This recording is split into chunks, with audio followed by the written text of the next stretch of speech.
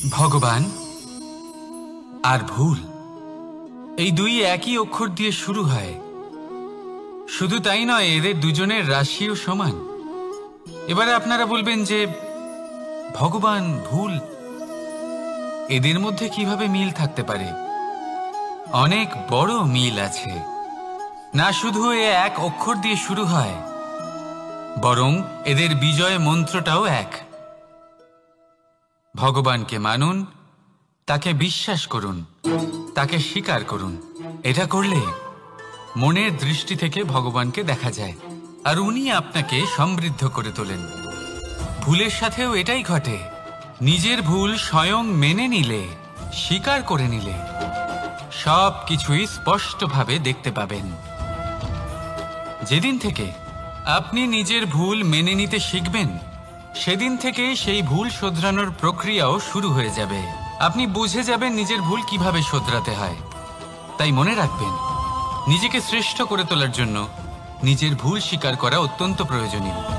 এই জীবনে শান্তি আনার জন্য ঈশ্বরকে মেনে নেওয়াও অত্যন্ত প্রয়োজনীয়। সবসময় নিজের গুণ এবং নিজের দোষ মনে রাখবেন।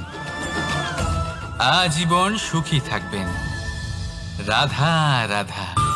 আমরা সবসময় চাই যে এই সংসার আমাদের জ্ঞানী বলবে, বুদ্ধিমান বলবে, বুঝদার বলবে, কিন্তু মূর্খ, মূর্খ যেন কেউ না বলে। মূর্খ শব্দটা আমরা কেউ শুনতে চাই না, দূরে পালাতে থাকি। কিন্তু একটা সত্যি সবার কাছে অজানা, যে মূর্খ হওয়া হলো বুদ্ধিমান হওয়ার দিকে সর্বপ্রথম পদক্ষেপ।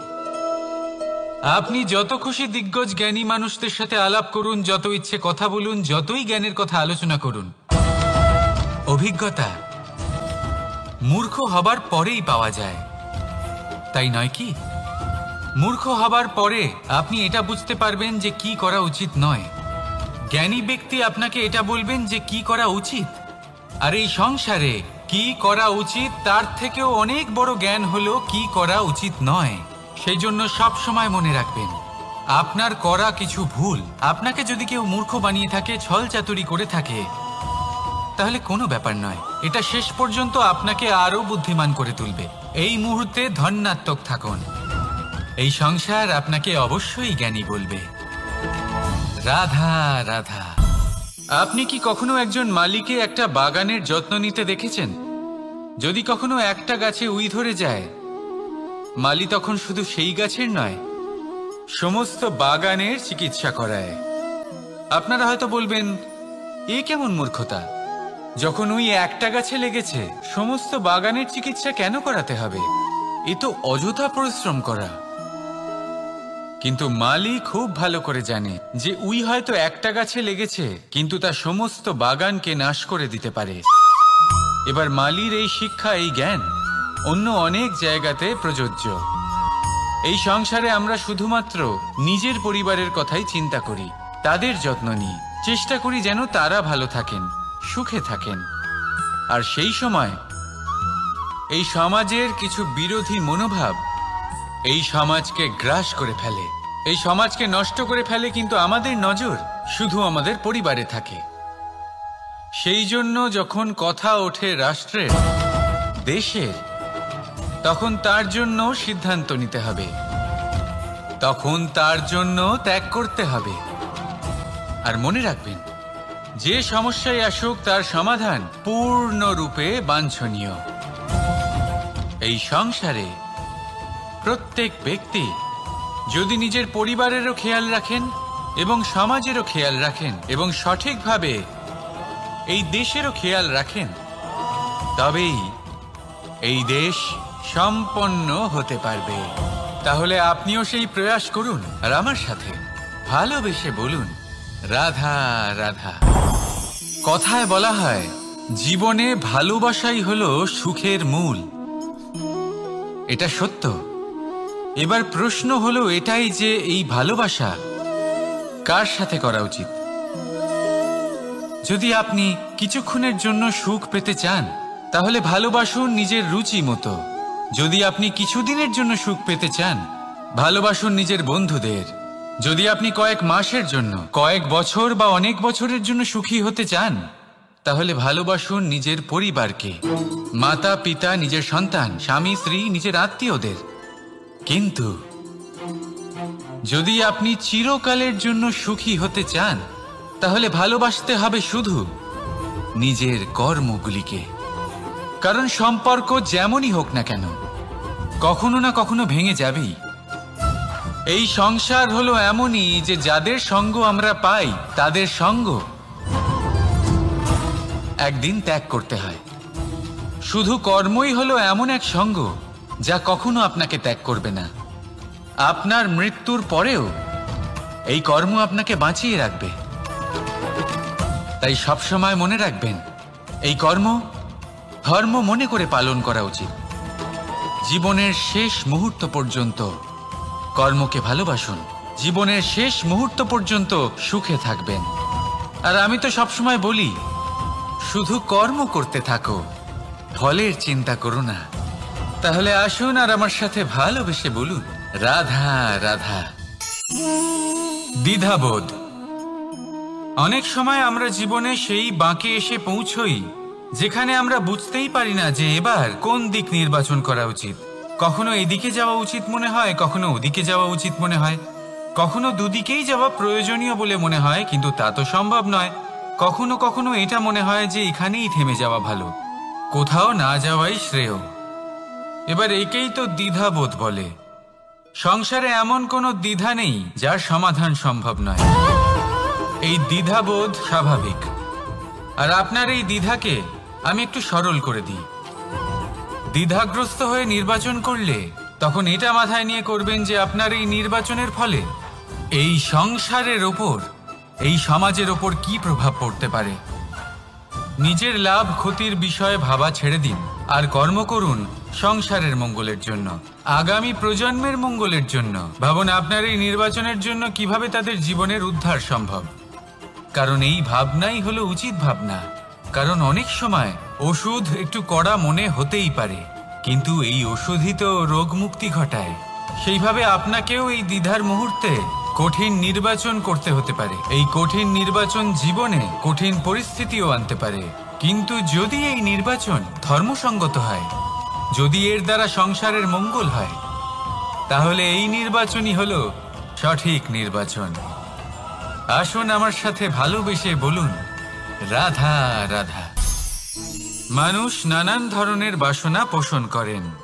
তাদের নানান ইচ্ছে থাকে, অভিলাষা থাকে, নানান কামনা করতে থাকেন, স্বপ্ন দেখেন, প্রার্থনা করেন যেন তা সফল হয়, নিজের সম্পন্নতা কামনা করেন, আর শেষে নিরাশ হয়ে যান কারণ এসব কিছুই পান না।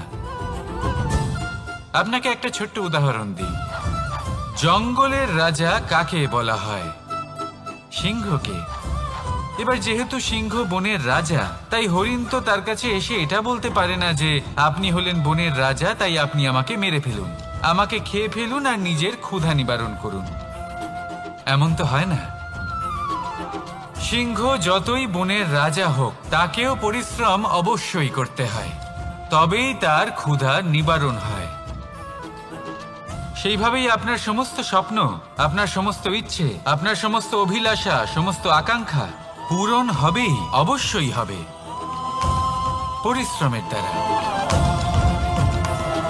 শুধু ভাবলেই হবে না। তাহলে আপনিও জীবনে পরিশ্রম করুন, নিজের সমস্ত স্বপ্ন পূরণ করুন, আর আমার সাথে ভালোবেসে বলুন, রাধা রাধা। আপনি কি কখনো কোনো উঁচু পর্বতের শিখরে পৌঁছতে পেরেছেন? যদি পৌঁছে থাকেন বা যদি আপনি কোনো উঁচু পর্বতের শিখরে যান, তাহলে ভালো করে দেখবেন, আপনি যত উঁচুতে অগ্রসর হতে থাকবেন, আস্তে আস্তে সমস্ত বনস্পতি বিলুপ্ত হতে থাকে। তারপরে সমস্ত গাছপালা, পশু পাখি সব বিলুপ্ত হতে থাকে। শেষ পর্যন্ত সেই শিখরে থেকে যায় শুধুমাত্র শান্তি, নীরবতা। আমাদের মানুষের সাথেও এটাই হয়। মানুষ যখন আত্মবিকাশের পথে অগ্রসর হতে থাকে এবং নিজের জীবনের শিখরে পৌঁছতে চায়, তখন তার একা থাকা অত্যন্ত প্রয়োজনীয় হয়। আর তাকে তখন ত্যাগ করতে হয় নিজের সুখ স্বাচ্ছন্দ্য, নিজের সম্পত্তি, নিজের সমৃদ্ধি, নিজের সৌন্দর্য। দেখুন, জীবনের শিখরে পৌঁছনো একেবারেই সহজ কাজ নয়। এ হলো অত্যন্ত দুর্গম এক পথ, কিন্তু যদি আপনি সেখানে পৌঁছতে চান তাহলে আপনাকে ত্যাগের প্রবৃত্তি জাগিয়ে তুলতে হবে।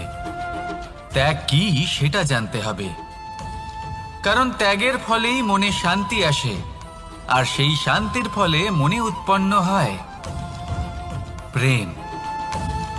আর এই প্রেমই হলো জীবনের অন্তিম লক্ষ্য। তাহলে আসুন আমার সাথে ভালোবেসে বলুন, রাধা রাধা। মানুষ বলেন প্রেমে অনেক শক্তি আছে, আর এটা সত্যিও বটে। প্রেমে এতটাই শক্তি থাকে যে শত্রুতার বড় বড় স্তম্ভকেও এত সহজে ফেলে দিতে পারে। কিন্তু আপনি দেখে থাকবেন, যারা অধিক শক্তিশালী হন তারা দুই ধার সম্পন্ন তরোয়ালের মতো হন। কারণ এই প্রেম যদি আচরণে থাকে, মনে থাকে, বিচার বুদ্ধিতে থাকে, তাহলে তা শুভ হয়। এই প্রেম সৃজন করে। কিন্তু প্রেম যদি ব্যবসার অঙ্গ হয়, যদি এই প্রেমের ব্যবহার নিজের স্বার্থ, নিজের অহংকারের জন্য করা হয়, তাহলে তা সংসারের বিনাশ ঘটাতে পারে। রাধা প্রেমের ব্যবহার করেছে শাম্বের কারণে, আর শাম্ব সেই প্রেমের ব্যবহার করেছে নিজের অহংকার, নিজের স্বার্থ সিদ্ধির জন্য। শেষ পর্যন্ত ক্ষতি শাম্বের হলো না, হলো প্রেমের। তাই মনের মধ্যে প্রেম ভাব অবশ্যই রাখুন, নিজের আচরণেও প্রেম ভাব বজায় রাখুন, কিন্তু সতর্কও থাকবেন আপনার এই প্রেম, একে নিয়ে কেউ ব্যবসা না করে ফেলেন। আসুন আর এই ভালোবাসার সাথেই বলুন, রাধা রাধা। সত্য, এই সত্য আসলে কি? কেউ বলবেন যা অসত্য নয় তাই হলো সত্য, কেউ বলবেন সেটা যার ভিত্তিতে আমরা বেঁচে আছি তাই হলো সত্য। কিন্তু সত্য আসলে কি? তার থেকেও বেশি গুরুত্বপূর্ণ হলো এটা বুঝতে পারা যে সত্যের ব্যবহার কিভাবে করা উচিত। যদি আপনার কাছে সত্য থাকে বা আপনি সত্য জেনে থাকেন আর আপনি তার ব্যবহার করেন, সদ্ব্যবহার করেন সংসারের জন্য, তাহলে আপনি এই সমস্ত সংসারের অনেক ঊর্ধ্বে চলে যাবেন। কিন্তু যদি আপনি সত্য জানেন আর তার দুর্ব্যবহার করেন, তাহলে আপনি সমস্ত সংসারের পক্ষে ক্ষতিকারক হয়ে উঠতে পারেন। তাই মনে রাখবেন, সত্য যতটাই কোমল, অর্ধ সত্য হলো ততটাই কঠোর। এই অর্ধ সত্য সমস্ত সংসারের বিনাশ ঘটাতে পারে। সেই জন্য জীবনে সত্যের বিষয়ে সম্পূর্ণ সত্য জানতে শিখুন, এ হলো অত্যন্ত গুরুত্বপূর্ণ। এই সত্য তার নিজস্ব দাবি হলো আপনি সাবধানে থাকুন। তাহলে আসুন আর আমার সাথে ভালোবেসে বলুন, রাধা রাধা।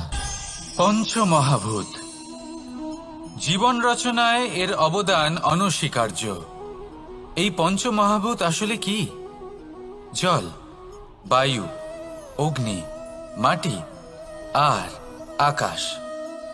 এবার শুধুমাত্র জীবন রচনায় এর অবদান আছে তা নয়, শুধু শরীর রচনাতে এর যোগদান আছে তা নয়, বরং এরা হলো আমাদের জীবনের সবথেকে বড় শিক্ষক। এবার আপনারা সকলে চমকে যাবেন, হয়তো আপনারা এই দৃষ্টিভঙ্গি দিয়ে কখনো দেখেননি।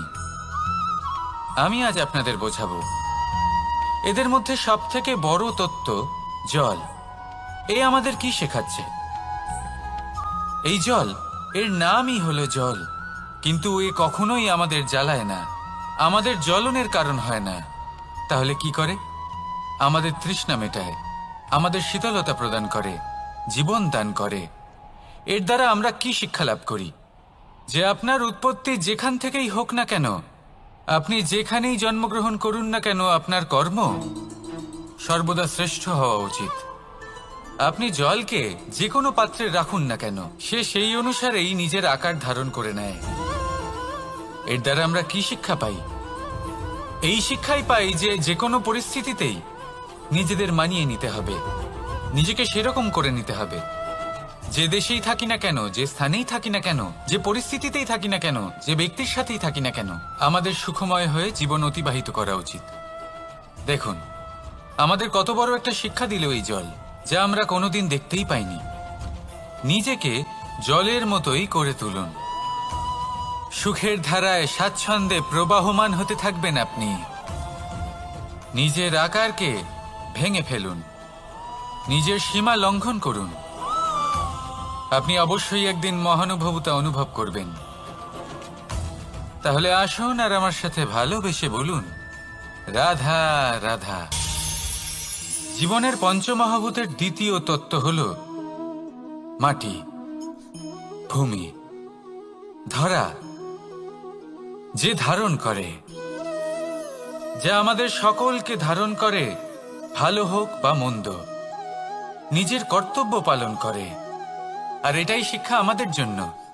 আমাদেরকেও আমাদের সকল কর্তব্য পালন করতে হবে, তা সে আমাদের নিজেদের প্রতি হোক, আমাদের পরিবারের প্রতি হোক, সমাজের প্রতি হোক বা ঈশ্বরের প্রতি। এই শিক্ষা আমাদের মাটি দিয়ে থাকে। এ আমাদের পদতলে পিষ্ট হয়েও তার বদলে আমাদের বনস্পতি প্রদান করে।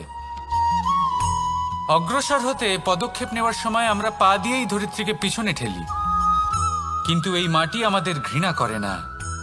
সে আমাদের পরবর্তী পদক্ষেপের জন্য অপেক্ষা করে আর স্বাগত জানায়।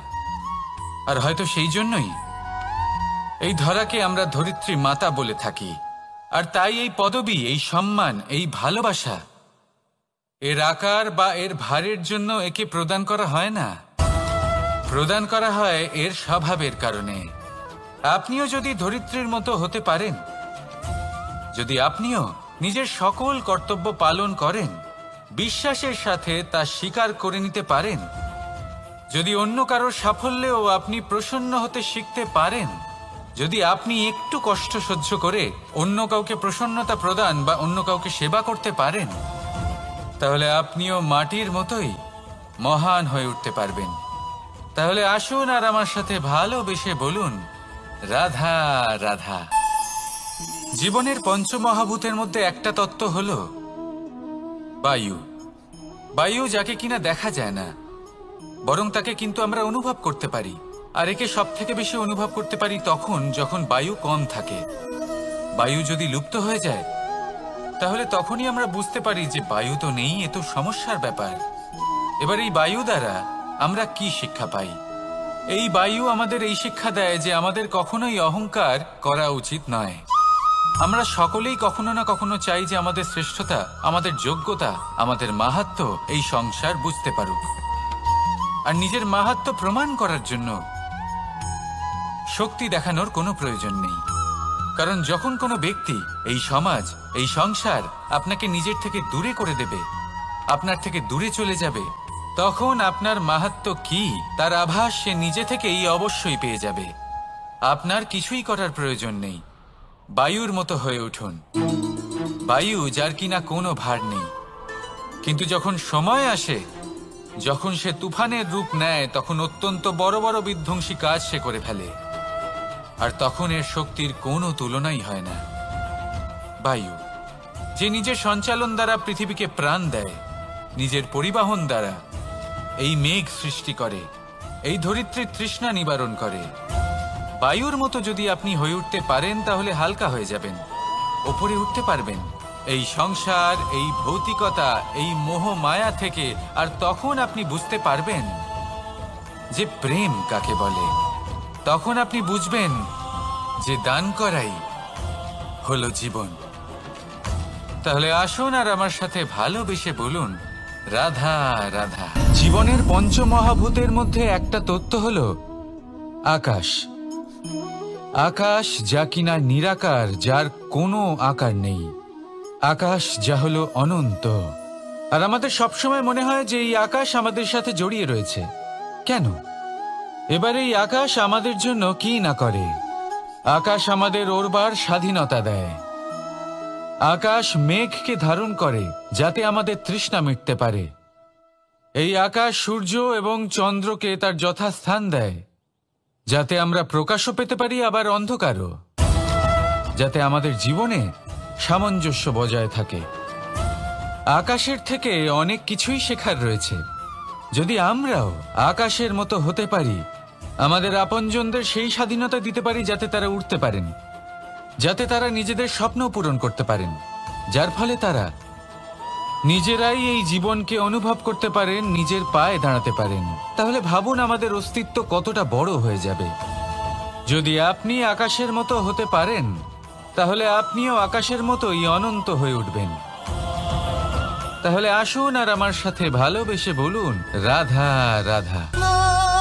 পঞ্চমহাতত্ত্ব, পঞ্চমহাভূত, এদের বিষয়ে আমি আপনাদের সবকিছুই বলে দিয়েছি। কেন? এরা আমাদের জীবনের সব থেকে বড় শিক্ষক। আর এদের থেকে আমরা কি শিক্ষা পাই? নিশ্চিত রূপে এই পঞ্চমহাতত্ত্ব আমাদের দেহের নির্মাণ করে, কিন্তু একটা ষষ্ঠ মহাতত্ত্ব রয়েছে, এমন এক তত্ত্ব যার না কোনো ভার আছে, না কোনো পরিমাণ আছে, কিন্তু তা হলো অত্যন্ত গুরুত্বপূর্ণ, ভাবনা। কেউ একে আত্মা বলে, কেউ একে বিবেক বলে, কেউ একে প্রাণ বলে, আর কেউ বলে চেতনা। এবার এই চেতনা যখন পঞ্চমহাতত্ত্বের সাথে জুড়ে যায়, এক হয়ে যায়, তখন মানুষের জীবনের নির্মাণ হয়। এবার আপনার দেহের নির্মাণ জন্ম থেকেই পঞ্চমহাতত্ত্ব করে দেয়, কিন্তু এই ভাবনা, এই চেতনা, একে আপনি নিজেই এগিয়ে নিয়ে যেতে পারেন। একে দিশা দেখাতে হবে, এর বিকাশ আপনাকেই করতে হবে। কিভাবে? তা আপনার ওপর নির্ভর করছে। আপনি এর সদ্ব্যবহারও করতে পারেন, দুর্ব্যবহারও করতে পারেন। এমন এক দিশা দিতে পারেন, এমন সদ্ব্যবহার করতে পারেন যে আপনি নিজেই কোনোদিন ভগবত গীতার জ্ঞান দিলেন। এমন দুর্ব্যবহার করতে পারেন, এমন দিশাও দিতে পারেন যে আপনি হয়তো শকুনের মতোই মহাভারত রচনা করলেন। এই চয়ন আপনারই। শুধু এই চেতনার শুদ্ধতার দিকে বিশেষ নজর রাখতে হবে। যদি এই চেতনা শুদ্ধ হয়, তাহলে প্রেম থাকবে, আর যদি এই চেতনা অশুদ্ধ হয়, তাহলে বিদ্বেষ হবে। আর আমার মতে সুখ এবং শান্তি প্রেমের দ্বারাই লাভ হবে, বিদ্বেষ দ্বারা নয়। তাহলে আসুন আর আমার সাথে ভালোবেসে বলুন, রাধা রাধা।